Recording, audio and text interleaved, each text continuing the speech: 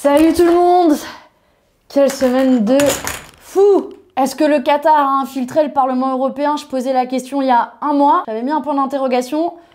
Maintenant, on a la réponse. C'est le plus gros scandale de l'histoire du Parlement européen et des institutions européennes. Alors moi qui pensais avec l'équipe faire une dernière session plénière bien tranquille ici à Strasbourg, en plus il a neigé, alors je peux vous dire que le marché de Noël, on l'a pas vu, qu'on a passé nos nuits à courir, à négocier et à se battre pour faire le ménage ici tout simplement au Parlement européen. Je crois que c'est plus que jamais la semaine pour parler un peu d'éthique en politique. Moi j'ai été mis sous surveillance par LVMH, enfin pour le compte d'LVMH et Bernard Arnault. Salut Bernard si tu nous regardes. Bref, je crois que c'est un peu le signe qu'il faut se battre contre les lobbies, ça tombe bien, c'est un de mes combats principaux. Et dans cette dernière accusée de l'année, je vais vous raconter en fait les coulisses du scandale de l'infiltration du Qatar au Parlement européen. J'avais lancé l'alerte il y a un mois. Je vais raconter tout ça en coulisses, comment ici, dans l'opacité du Parlement européen, certains ont tenté d'acheter la démocratie, mais nous, on était là pour y veiller. Allez, c'est parti, générique.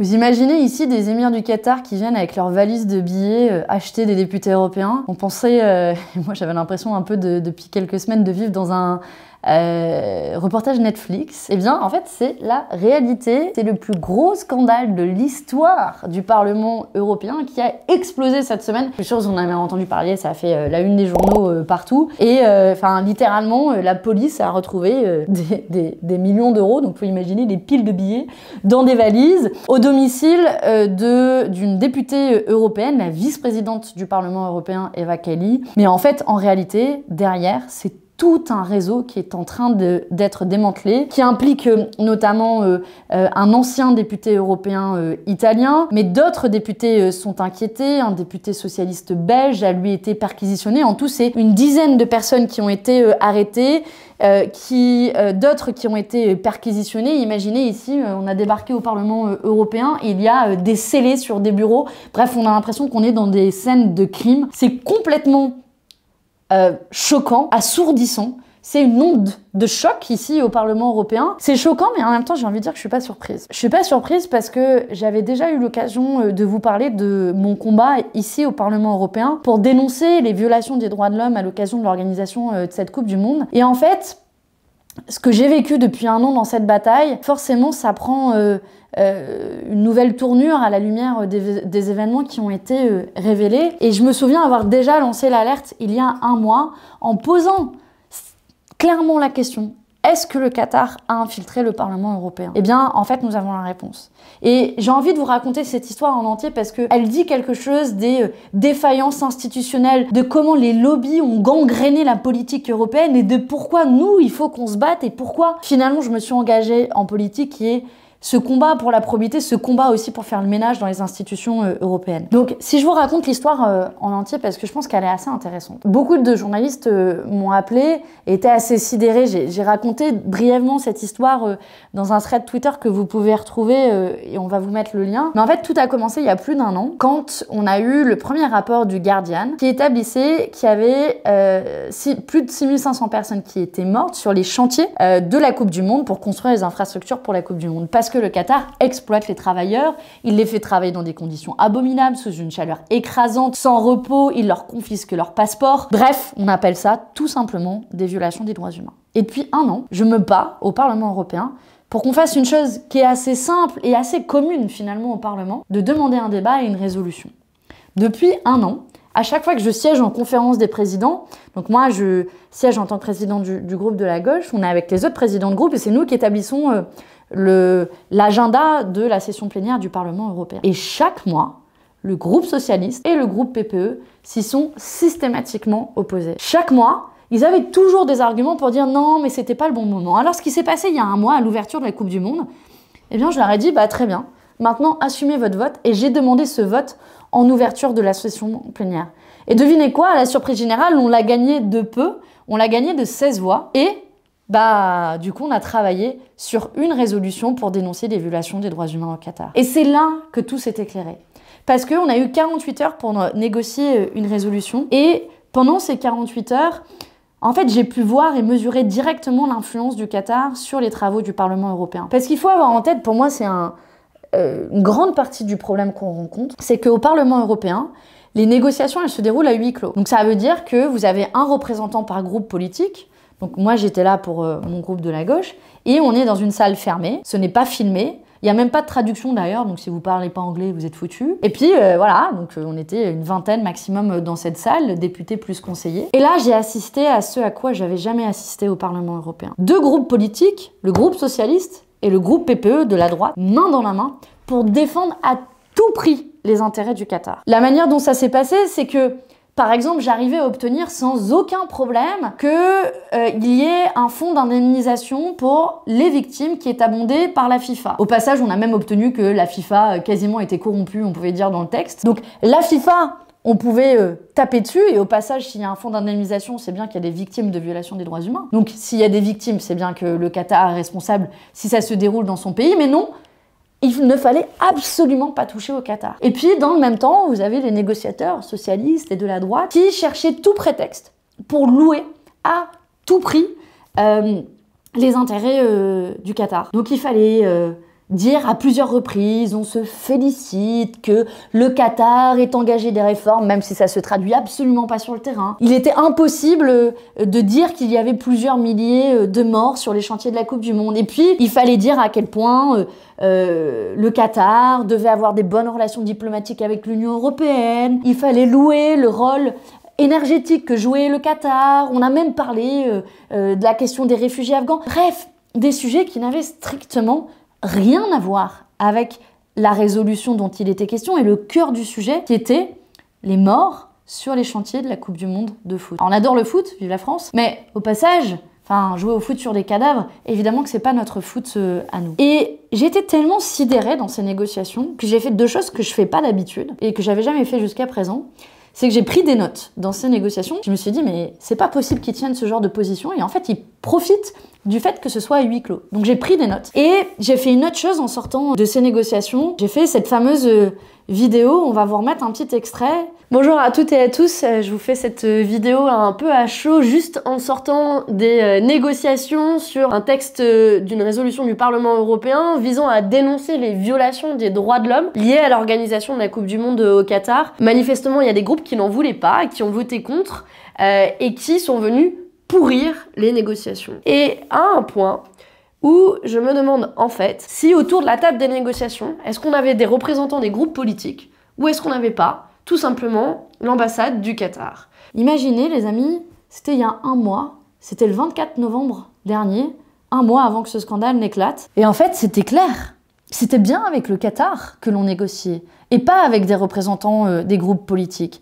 Et j'avoue que franchement j'ai même pas assez de mots tellement ces gens salissent tout quoi. Je me dis aussi que c'est que la face émergée de l'iceberg, que ce scandale il donne à voir, vous savez, ceux qui sont au-dessus de l'eau, mais qu'en fait la partie de l'iceberg qui est immergée, qui est sous l'eau, elle est encore plus grande parce que ces pratiques de lobbying, elles sont tellement classiques ici au Parlement européen, elles sont tellement connues et tous s'en accommodent. Et on a pu faire l'expérience cette semaine parce que bien sûr c'était une onde de choc, on a eu une réunion exceptionnelle de la conférence des présidents lundi et moi à l'ouverture de la session plénière, j'ai pris la parole, on va vous remettre la petite intervention qui s'affiche un des deux côtés par là-haut, j'ai demandé à ce qu'on ait un débat et une nouvelle résolution pour répondre à ce scandale de corruption et donner des suites. Alors on peut pas arriver ici, business as usual. Oui, alors on va discuter d'un texte sur tel sujet, alors qu'on a le plus gros scandale face à nous. Et devinez quoi?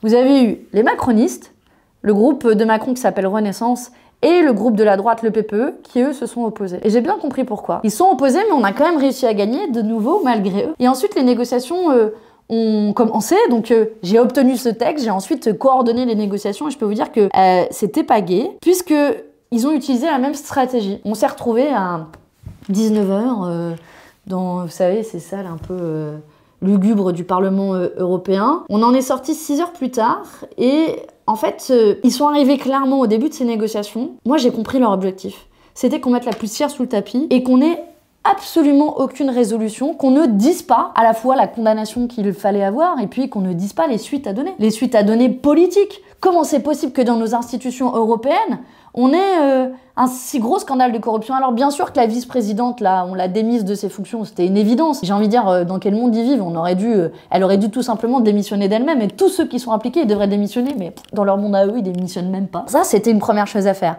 Mais ensuite, il y avait des conclusions à tirer. Et la négociation a été super tendue, ils ont essayé de me faire craquer, à un tel point que je leur ai dit au bout d'un moment, bah très bien, ok, on arrête les négociations, je m'en vais, je sors de la salle, et puis vous allez expliquer au monde entier qu'après ce scandale de corruption, nous on fait rien, on se croise les bras, et par contre, dites bien que c'est vous qui voulez pas de cette résolution. Et donc il a fallu sortir le bazooka, leur faire peur, et finalement, le calme est un peu revenu et on a pu négocier. Et dans les négociations, j'ai quand même réussi à obtenir un certain nombre de choses qui démontrent que, en fait, on peut agir contre la corruption et on peut agir pour remettre un peu d'éthique en politique. On a obtenu une commission d'enquête pour faire toute la lumière sur les défaillances institutionnelles qui ont rendu ce scandale possible.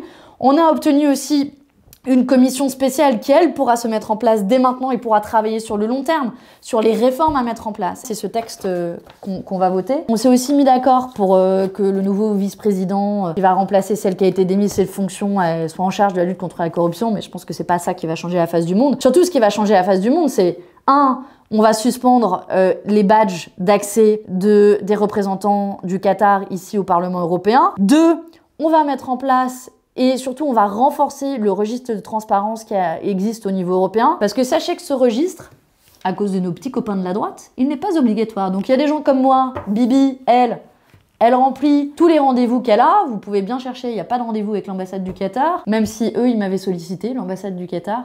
Je m'étais dit d'ailleurs à l'époque, puisque je soupçonnais un truc un peu chelou, je m'étais demandé si je devrais pas faire ce rendez-vous avec un micro caché pour voir ce qu'ils étaient prêts à me proposer. Et puis l'équipe m'avait dit que, bon, quand même, je poussais le bouchon un peu trop loin. Avec le recul, j'aurais peut-être dû le faire. Mais toujours est-il que on va suspendre leur accès maintenant aux institutions européennes. Et puis, à terme, il faut que ce registre soit rendu obligatoire, ce registre de transparence, pour tous les députés et les anciens députés. Et surtout, on va mettre en place cette autorité éthique indépendante en charge du contrôle des conflits d'intérêts qui peut mener des investigations qu'on repose pas uniquement sur la justice. Et vous vous souvenez peut-être, cette autorité éthique, je vous en avais parlé au début du mandat, là, quand on contrôlait les conflits d'intérêts des commissaires européens. Et à ce moment-là, la Commission européenne nous avait dit oui, peut-être qu'on va le mettre sur notre plan de travail, tout ça, puis voilà, puis ils nous ont endormis, puis ils ont mis la poussière sous le tapis, puis c'est passé à la trappe. Nous, on est là pour leur rappeler que c'est bien ce qu'on a demandé. Mais, vous vous doutez bien, c'est déjà une grande victoire ce texte, parce que j'ai réussi à le coordonner dans des conditions de négociation assez exécrables, où les gens, en fait, ils donnaient des leçons à un moment. Les socialistes m'ont dit, moi je leur ai dit, bah vous voulez pas de commission d'enquête, dites-le, avouez-le, assumez-le. Et ils me disent, non, surtout ne dis pas ça publiquement, retire-le.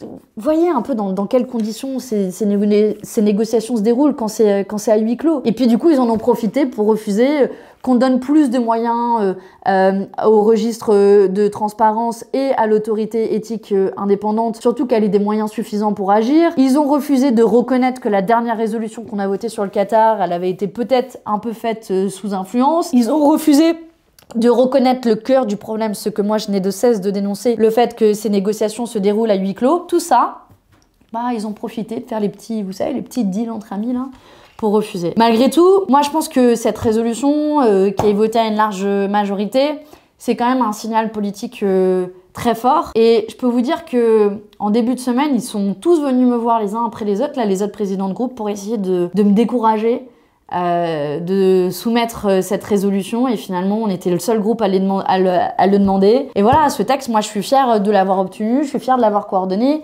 et d'avoir montré qu'on ne peut pas acheter des députés comme on achète des clubs de foot. Que notre démocratie, elle n'est pas à vendre. C'est une des raisons pour lesquelles je me suis engagée. Et je suis convaincue que c'est qu'avec ce type de scandale qu'on va réussir à faire le ménage. Et bien sûr que l'affaire n'est pas finie. Bien sûr qu'il y aura certainement d'autres trucs qui vont sortir. Mais l'autre solution, c'est juste de renoncer et de leur laisser les mains libres. Eh bien, moi, je veux remettre un peu d'éthique en politique, plutôt faire primer l'éthique plutôt que le fric. Et ça prouve que notre travail finit par payer. Des trucs pour lesquels on se battait depuis des mois, on a fini par l'obtenir ici. C'est sûr que ce scandale nous a aidés. J'ai été toute seule pendant des mois, et en particulier le mois dernier, à dénoncer l'influence du Qatar. Maintenant, on a vu l'impact concret.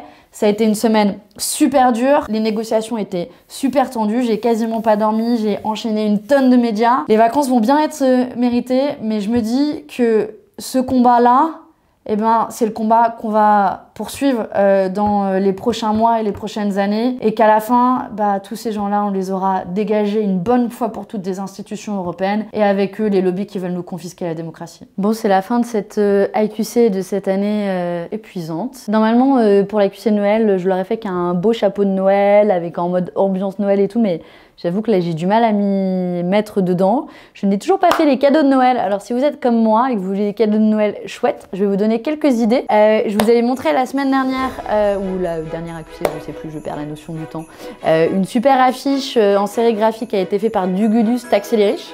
Donc on va vous mettre tous les liens, donc ça fait une première bonne idée. Deuxième bonne idée, évidemment, vous avez tous entendu parler du jeu Antifa que la Fnac a voulu censurer, donc c'est une petite manière de les soutenir et en faisant coucou aux fachos au besoin. Pour les enfants, il y a un petit compte qui est sponsorisé par Mathieu qui est derrière la caméra, enfin non, c'est pas lui qui a fait le compte, mais c'est un compte qu'il aime bien, qui s'appelle De la petite top qui voulait savoir qui lui avait fait sur la tête. Croyez pas, mais ça parle de rapport de force politique, donc si vous avez un compte pour enfants à offrir. Et puis sinon, dernière petite idée en vrac, puisque notre copain Nanar dit Bernard Arnault a l'air de vouloir nous surveiller un peu, bah n'hésitez pas à réoffrir Merci Patron, même si on l'a vu et qu'on a beaucoup aimé ce film de François Ruffin. Et enfin, je vais vous laisser avec un t-shirt du groupe de rap à contresens qui dit « Coup de tête manchette dans le capital ». Et en plus, ça tombe bien, ils ont fait une petite chanson sur le Qatar avec laquelle je vais vous laisser. En attendant, je vous souhaite de bonnes fêtes, reposez-vous, profitez des vôtres, de vos proches. Je sais pas si je vais avoir beaucoup de vacances, mais en tout cas, j'ai bien hâte aussi de retrouver les miens. Et puis, moi, je vais avoir un truc en 2023, c'est que ça, je vais le jeter à la poubelle. Allez, prenez soin de vous, abonnez-vous, tout ça, likez la vidéo. Faites-nous des retours, bref, cette vidéo c'est la vôtre. Et puis on se voit en 2023 et en 2023, on va faire le ménage au Parlement européen et on va faire primer l'éthique sur le fric. Allez, on vous laisse avec la petite chanson d'ACS Qatar. Ciao les amis!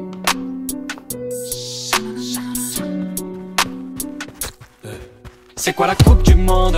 Une pluie de profit et d'intérêt pour certains. L'amour, l'oubli de temps. C'est quoi la coupe du monde? Bientôt plus d'air, tant pis si l'avenir est restreint. Je donne pas de leçons, mais tu peux pas les codes de cette folie. Il faut que l'on sorte, c'est grave.